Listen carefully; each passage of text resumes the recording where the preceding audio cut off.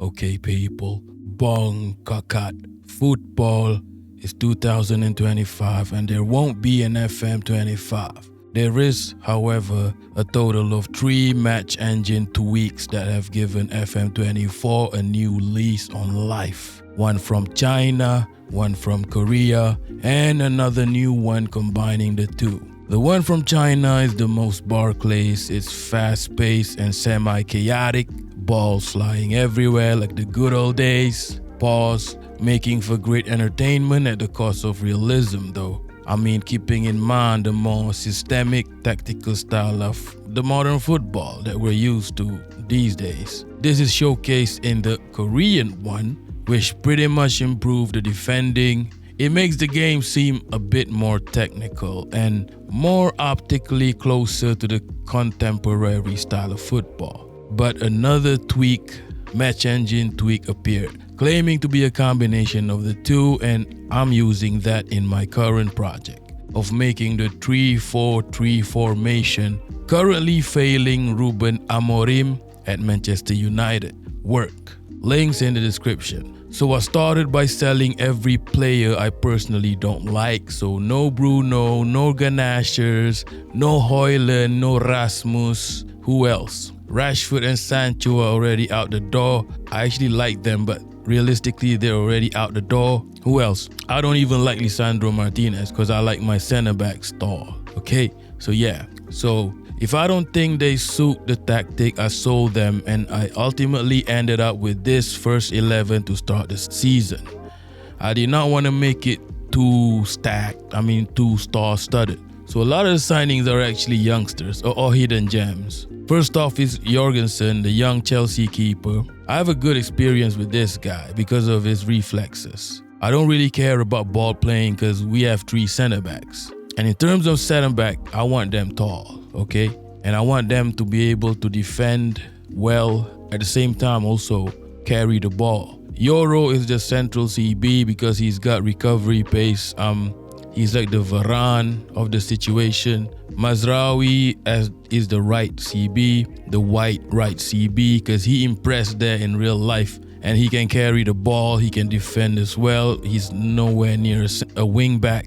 And I bought Schlotterbeck, I think that's his name, for the left wide CB. Also a decent ball player. I need the wide center backs to carry and progress the ball. And later on, I'm going to show in the match how Schlotterbeck carries the ball forward. For the midfield pivot, I want a tall and powerful players that can also pass and carry the ball. I chose to convert Xerxes to a midfielder. Might seem like a wild idea, but you'll see in the match that it works out because he has all the attributes of a midfielder. In fact, his midfielder attributes are better than his number 9 attributes because his dribbling and passing and technique especially are high, bro. His finishing is 13. He can't be a number 9.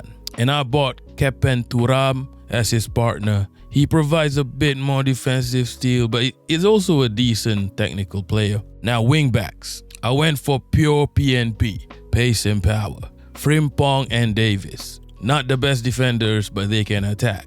Davis is the superstar signing here. Frimpong was kind of cheap. He had a clause. These are speed demons we're talking about. And I'm going for pure symmetry. No inversions. Right-footed on the right, left-footed on the left. Now, for the 2 inverted 10s, I'm kind of emulating real life with my new left and Amad Diallo right. So inverted 10s, right? And for number 9, I chose a low-key youngster, Konate. I think he's from the same country as Amad Diallo. After selling so many players, I had the money, bro, to go for big shots like Osimhen or Gyökeres, but I just didn't fancy them. Osimhen is just not technical enough, and I think Gyökeres is not fast enough. I have a good past experience with Konate, bro. Like, he grows as the season goes on. Like, he gets better.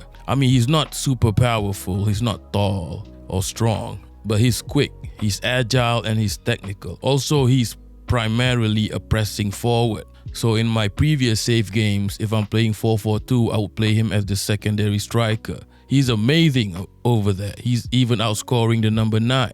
So he does a lot of pressing, right? It's like pretty much like a number 9 version of Amad Diallo, bro. And it's fun that he's not an aerial threat because the two midfield pivots, well, when you see the game and when I explain the tactics, you'll understand.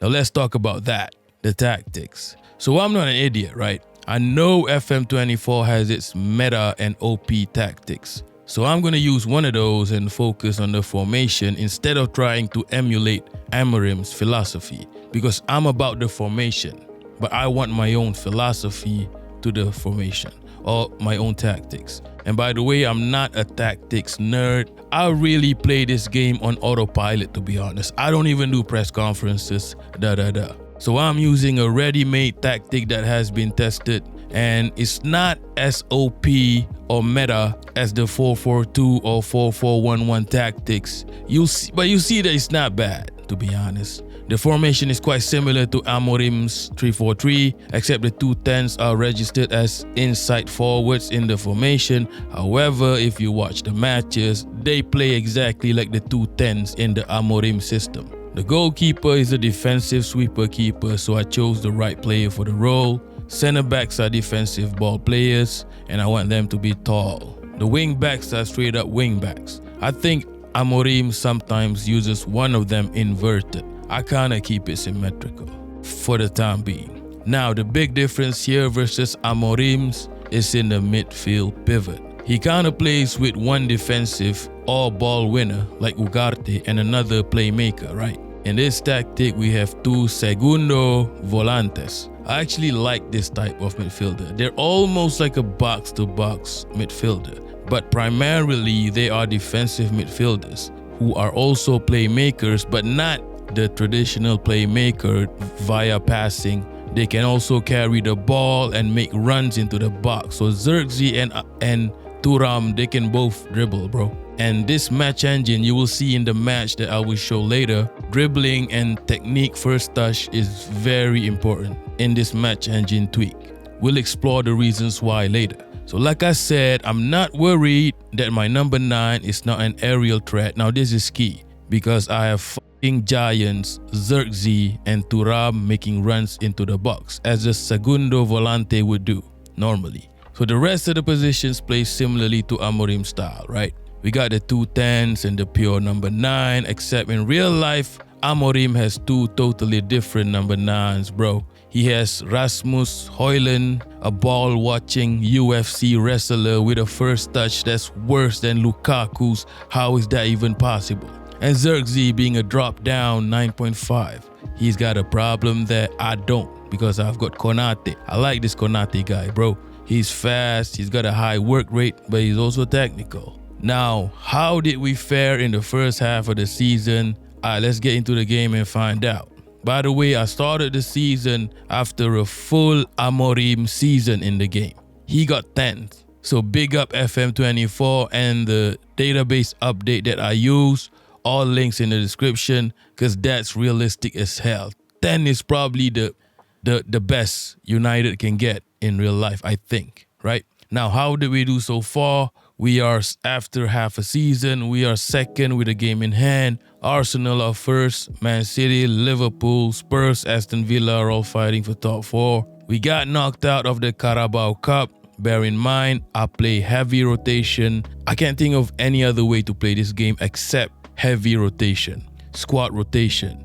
So I have a full second squad for the Cups, even the Champions League. But we're still in the running for FA Cup, pending a replay versus Aston Villa, right? As you can see here, we are killing it in the fixtures. Lost only 3 league games so far. I mean, not bad at all, bro. Now this is stats from an earlier match. You can see we had 10 shots on target, but barely any possession. Even in this match, where we beat Newcastle 4-0, good XG stats, shots, but possession is only 49%, and you will see this is a pattern. From watching the matches, I can see that this tactic is not super high press. We're kind of just happy letting the other team have possession and defending organically. Also, the FM24 match engine generally does not reward possession as much, right? Compared to the beta. I don't know if that's not having possession, right? I don't know if that's similar to Amorim Because I'm a bit confused with Amorim, bro. Sometimes it seems like he favors a more controlled gameplay. But sometimes it seems like he wants his players to run, and press high. I don't know what he wants, really. I really don't like the gegenpressing system, to be honest. I don't think it's sustainable. I prefer the players to just be behind the ball and just be patient. I'm okay with not having possession, to be honest, as long as when we have the possession, it's quality. Now, looking at the general performance, we have that. We score a lot of goals, we shoot a lot, and we don't concede a lot. At the same time, we don't really win a lot of tackles because, like I said, we're not super high intensity in that sense compared to the average. It's a really kind of controlled tactic. And we'll talk about the FM24 match engine tweak in depth later as we highlight a game, because that's a factor as well. It makes the game a bit more realistic, a bit more technical for some reason. Because the defenders are closer to their marker, they defend better. So attacking players have to use the first touch and technique to keep possession, sometimes relying on tricks, which is amazing. While in the standard FM24 match engine, you'll notice there's a lot of space for players to make decisions. It just doesn't look as realistic.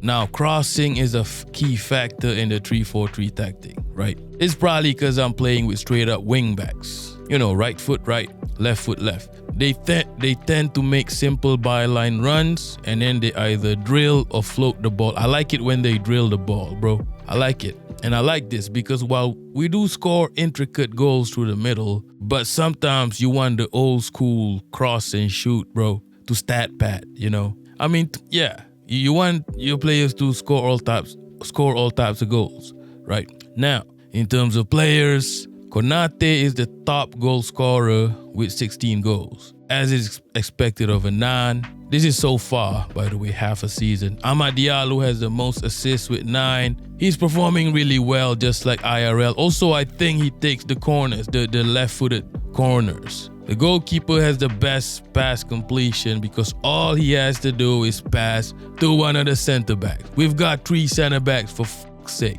Let them pass to each other. Goalkeeper, chill, right? This is 3-4-3. You don't need a crazy-ass ball-playing goalkeeper, bro. Now I'm gonna sit back and show y'all a match I think is interesting and can because it has everything, right? And can showcase what our tactics look like and also the tweak FM24 engine. The game is played at +1 speed, which is my favorite setting. 1 is +1 after medium, right? I'll be back after the match. Over to the commentators. And ready to go again. A long way back from here.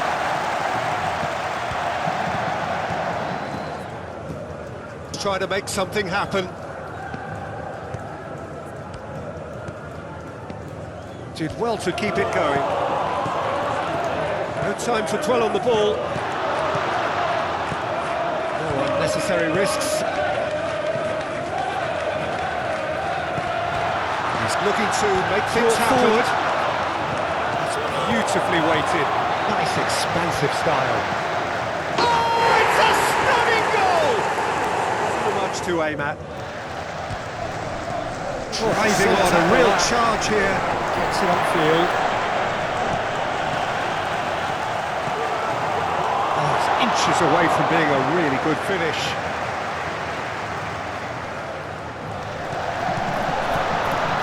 It's hard to see it as positive play. His man.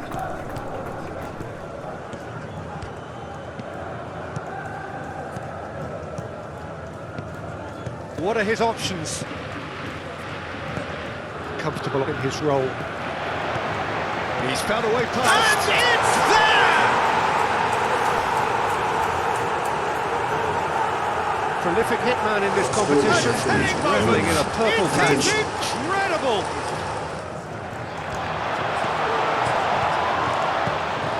To play it back, build momentum. Looking to find the extra gear here. Frustrated here.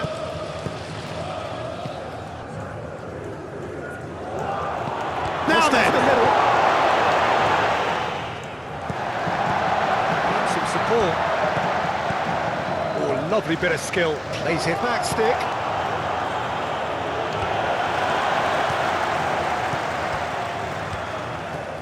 Promising build-up. Very little to play. Look to reinforce. Played in deep. The finish of true class! The finish sumptuous. Crosses it in low. Must do something here. On a real charge here. That's a decent ball. And he's found the net! Gets it into the middle. Keeper gets the job done.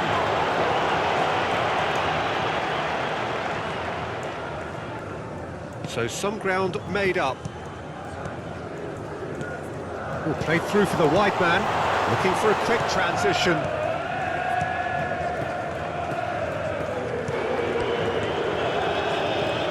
Brought forward. Nice and neat. You wouldn't want that one to be stretching too much further. That's tremendous. With a delicate ball. And the keeper's relieved to see that disappear wide. Well seen. Oh, it's a stunning goal!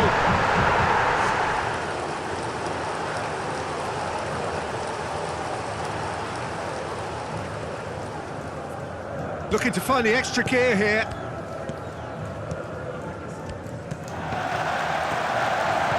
Well picked out. Oh my word, that is fantastic! Alright, we're gonna highlight a few things about this tactic and the match engine, right? You can see the patient defending in this Chelsea goal.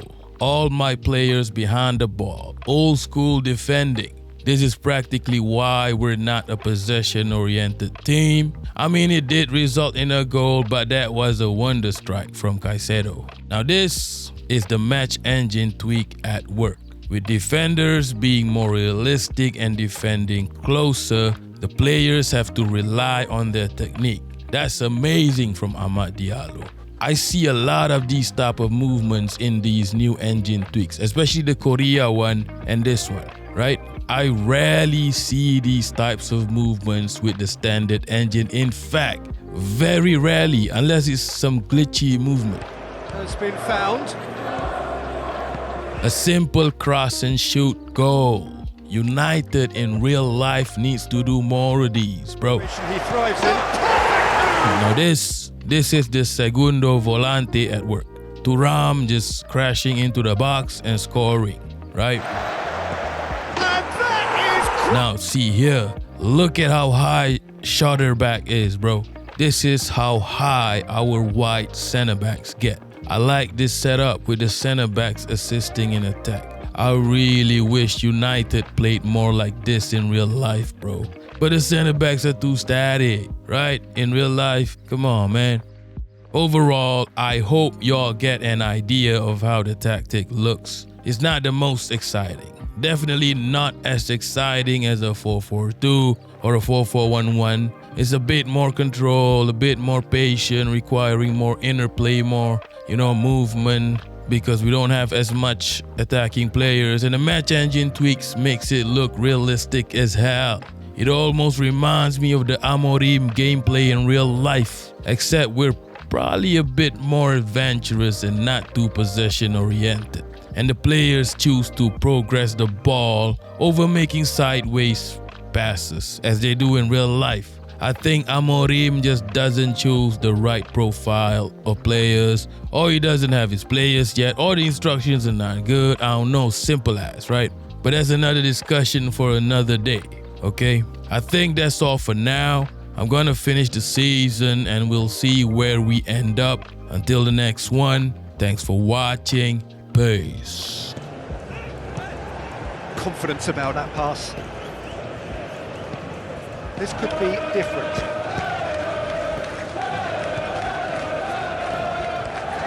Not given an inch here.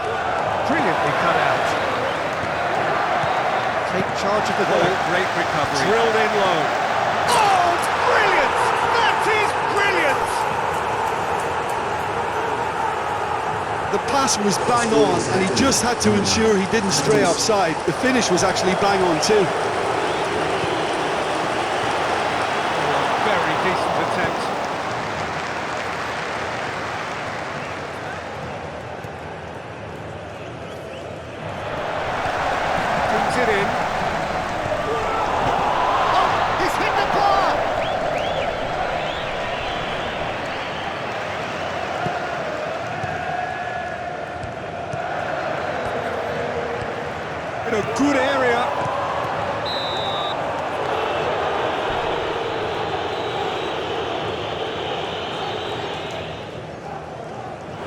had to think about this for a moment.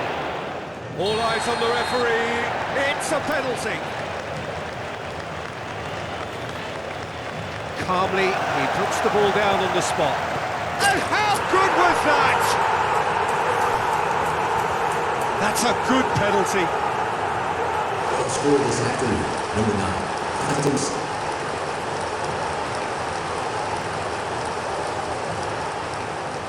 And he's forced to go cross-field. Disturbing piece of defending. Oh, it's come off the upright.